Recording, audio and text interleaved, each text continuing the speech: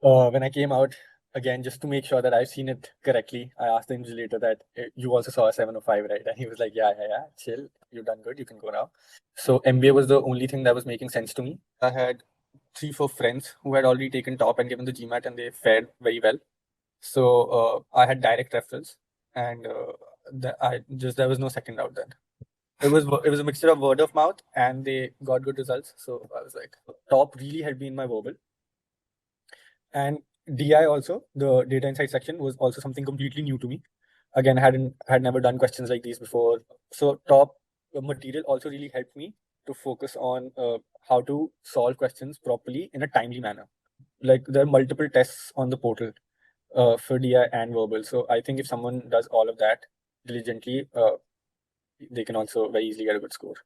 Hi, Mudit. So, Hi. extending a very warm welcome to you from Team Top and heartiest congratulations on the phenomenal 705 score. And Thank you've been able to secure a 100 percentile score on the quantitative reasoning. I'm sure that makes you proud. And verbal reasoning is again at a 94th percentile and data insights at an 83rd. So, tell us something about how you felt when you saw this score crop up on your screen. So very honestly, when I saw this score pop up, it took me 2 minutes to realize because for the first 2 minutes, I was not sure if this is correct. So I had to literally call the invigilator in the center and ask him, ki, is this right? He's like, yeah, just end the exam now. I ended the exam. Obviously, I had to contain my excitement because I can't do anything in the exam center to be quiet and all. When I came out, again, just to make sure that I've seen it correctly, I asked the invigilator that you also saw a 705, right? And he was like, yeah, chill, you've done good, you can go now. Then when I came out, I reeled it all in, called my parents, and then that's when it actually hit me, ki, oh, I've gotten a good score. And Great. I mean, it's always a great feeling, and I'm sure you would have had to pinch yourself in that moment too. yeah, exactly, somewhat like that only. Right. So before we jump into the GMAT aspect, tell us something about yourself. What led you to start preparing for the GMAT in the first place? So I was very sure that I want to do my master's in a non-tech role. Like, so I've done my BTech, and now I wanted to do my master's, and I wanted to do it in a business domain. So MBA was the only thing that was making sense to me, and uh, I decided that this time would be best for me because as per the timeline I'm following, I I would want to be done with all my studies in the next 2 to 3 years so that I can then get this out of the way. And another reason why I decided to give the GMAT right now was that right now I had a sort of uh, I don't want to say relaxed, but I had a like my work stress was not that much right now. Right. I mean, it makes a lot of sense if you look Exactly. at the return on investment thing. I mean, if you've got to pursue a business education, better have it done and dusted right in the beginning so Oh yeah, that exactly, from a exactly. return on investment perspective point of view, it makes more sense. Correct. So, yes. So, what made you to shortlist top 1% as a resource? I mean, you had the option of preparing with so many other test prep companies. That What was a specifically led you to top 1%? that was a very easy pick because I had three, four friends who had already taken top and given the GMAT and they fared very well. So I had direct referrals, and there was no second out then. Right. I mean, word of mouth is plays a big role in convincing a lot of our students to enroll for that. It was a mixture of word of mouth, and they got good results. So I was like, Right. If it has worked out for them, shall work out for you as well. Right. exactly, exactly. Yes, so we tend to tell a lot of our students that we have done a very comprehensive job in putting together all the material. And if you happen to remain diligent and motivated throughout your prep, that you're putting in the hours, then it's just a matter of time that you will have the desired score in your hand. So Yeah. it's always good to have a repeatable process. Right, Mudit, tell us about some of your strengths and weaknesses which you identified early on, and how did our course material help you address those? Uh, Very early on, so when you do the demo class, so Sandeep gives you this set of 8 questions, and I don't know if I was one of the few or I don't know what, but I got all 8 wrong. I had a 0 out of 8 in that test assessment, whatever you can call it. But uh, a week or two into it, I realized that quant is something that I'll be able to do. I'll manage quant. That shouldn't be a very big challenge for me. But when it came to RCCR, I think that was one of the biggest challenge for me because just thinking in that particular way, reading in that particular way, uh, critical thinking, all of these are things that I was not like, I'd never done these things before. So top really helped me in my verbal. And DI also, the data insight section was also something completely new to me. Again, had never done questions like these before. I never thought on that process. And so top material also really helped me to focus on how to solve questions properly in a timely manner. And if you like, there are multiple tests on the portal for DI and verbal. So I think if someone does all of that diligently, they can also very easily get a good score. Right, Mudit. So what sort of a time frame could you address the GMAT in, if I may ask that?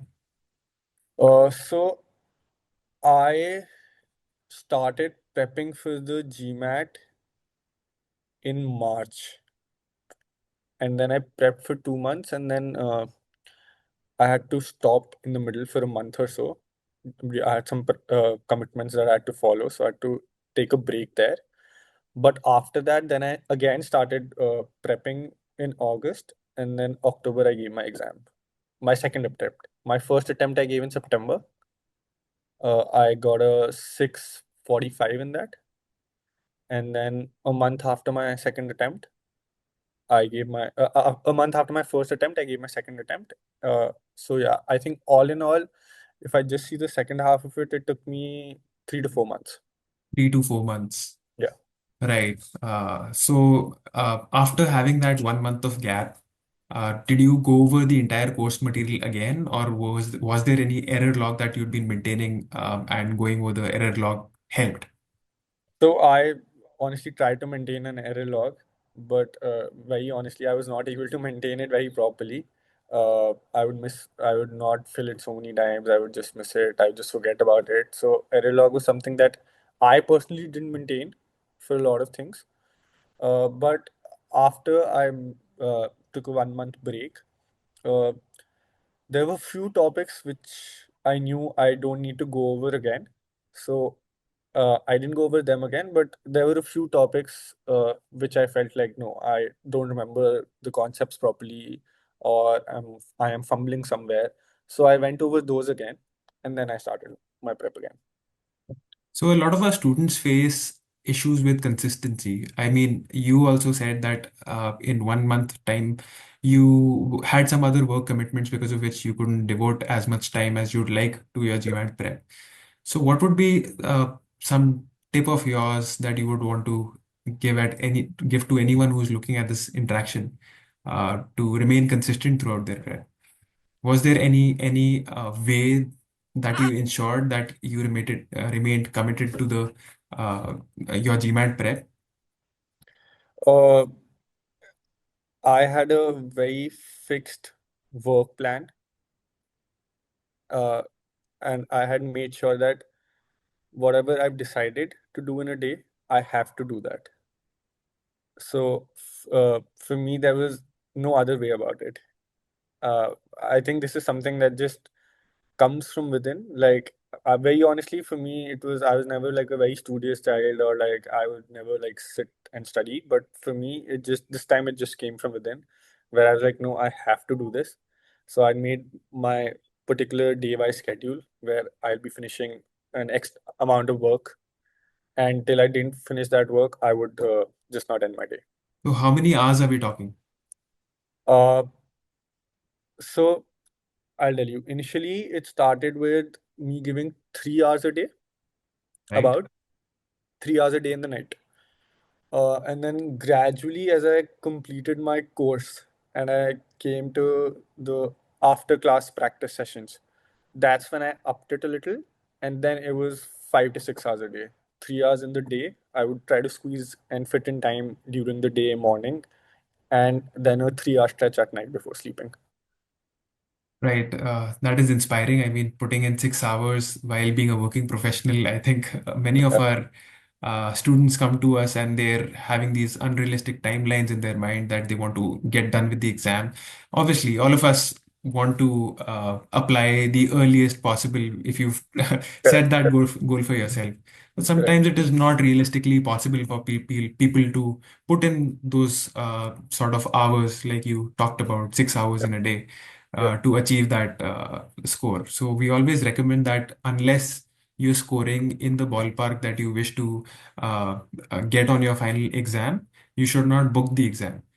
correct. So talk something about the material. What all material did you find really helpful, which you would have gone over, and were things uh, taught from the absolute basics, or you found them to be a notch above No, basics? no, no. I think they were from the absolute basics to like when I joined, I taken the self-paced course.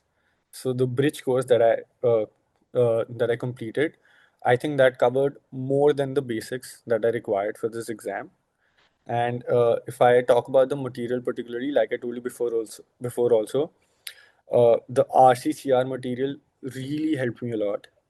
Like I think I was very scared about this section particularly because RCCR is very subjective and you tend to get confused between options, and at that point you think, yeah, this sounds right, this would be right. So that was one section I was actually fairly scared about.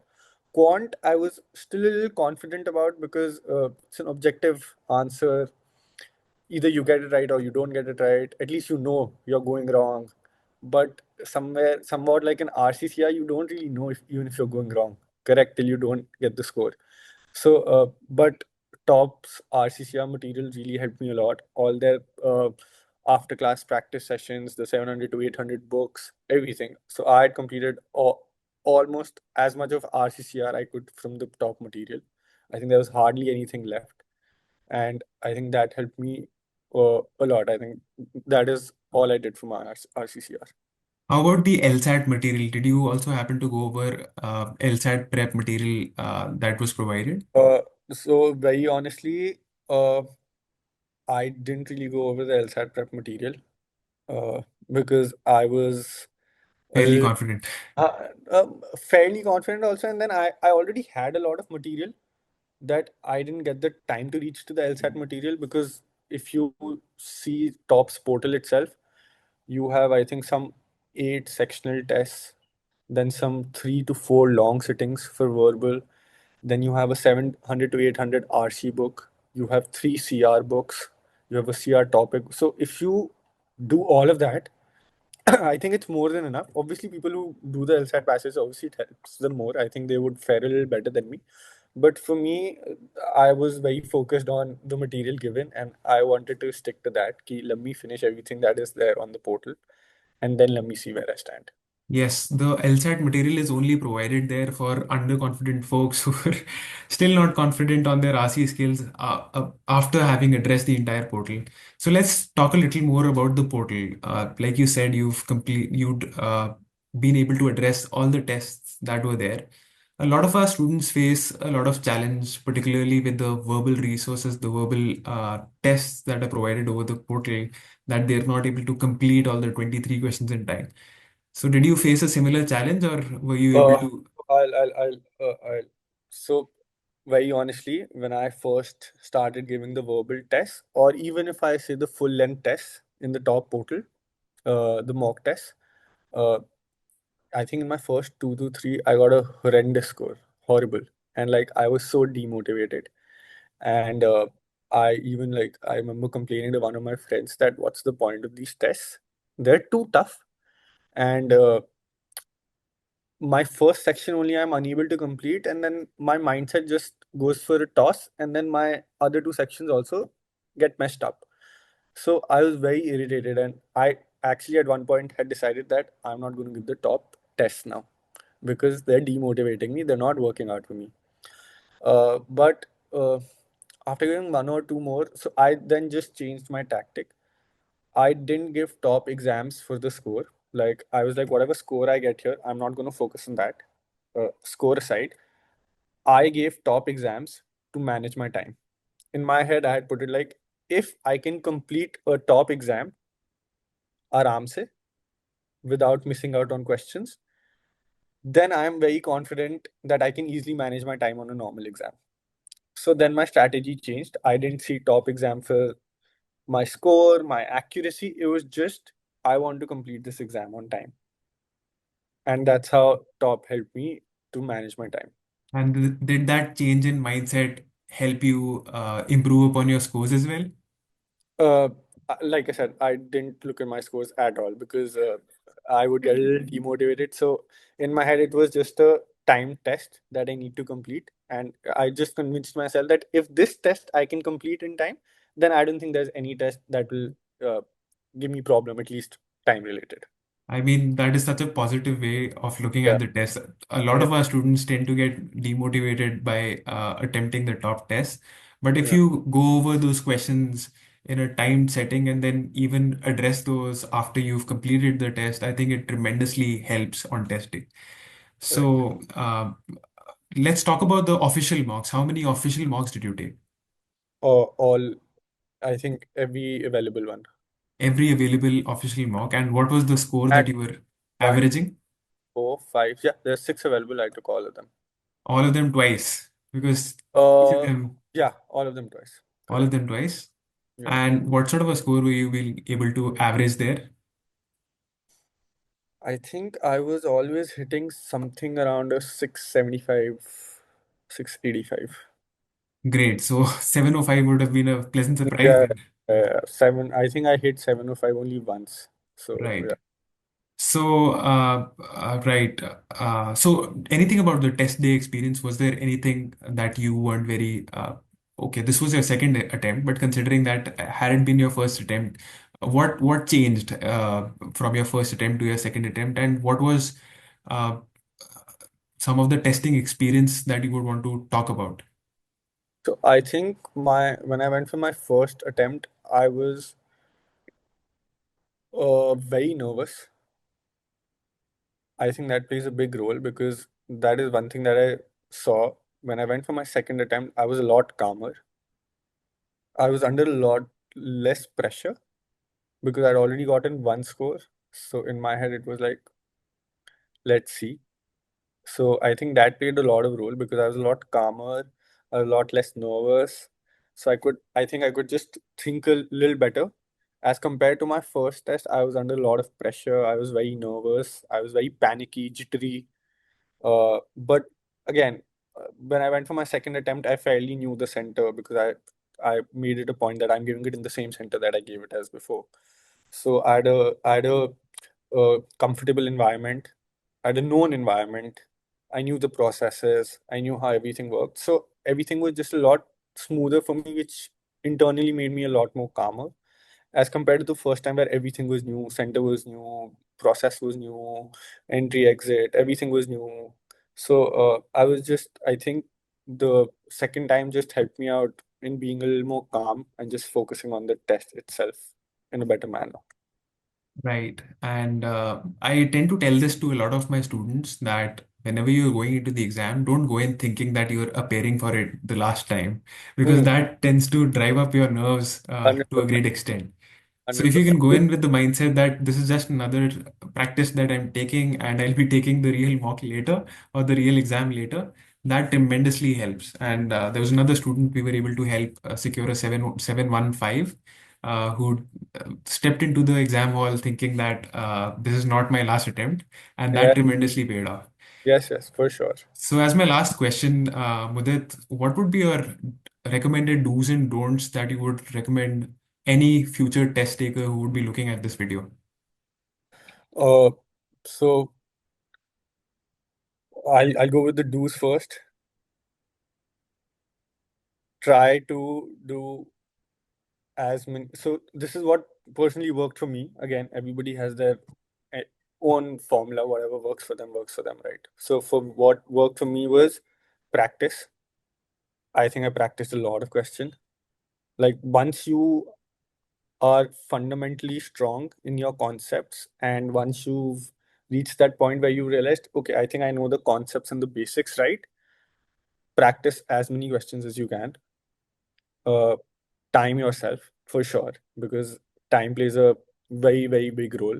I remember when I first gave a time practice and how my performance dropped from an untimed practice. So time yourself and try to give as many as possible practice questions as you give. Again, the whole point of giving practice questions is not so that you know what type of questions are coming, because obviously in GMAT there's no question repeat. But at least that's what I saw for myself, that after a point, my thinking only changed. Earlier, what was coming to me unnaturally and I had to make an effort, that was coming very naturally to me after a certain set of practice. That mindset, the workflow, and everything was just coming very natural to me. Like unconsciously, I was solving questions at that point. So that is something that really worked out for me. And another thing I would recommend for sure, is uh, go through the entire talk material. I think there is more than enough. If you can finish all that, you get an after class PDF. If you're able to complete all that, I don't think you need anything else. I think that is more than enough. That'll give you everything you need, all types of questions. And as far as for mocks, I would again recommend giving the top mocks as well. Again, don't look at them as getting a good score. Just look at them that if you are able to complete this, you will very easily complete the normal exam without any pressure. And I would also recommend giving as many mocks as possible, because at the end of the day, they're the real picture. They give you a correct assessment of where you stand, how much practice you have to put in, what topics are weak, what topics you have to study a little more. Like you analyze everything. So I would recommend everybody giving a mock. I know a lot of people are a little scared of giving the mocks because they think my preparation is not up to the mark. But again, I this is what worked for me. Don't think that much before giving a mock. It's a mock. It's literally in the name. The score doesn't matter. Just keep giving mocks, because eventually when you keep giving mocks, you just keep on realizing how well you are prepped. Because there could be times where you're practicing for months, and when you give a mock, you get a terrible score, and then you realize, the method that I've been using is not working. So I think frequent mocks helps you assess yourself in the best way possible.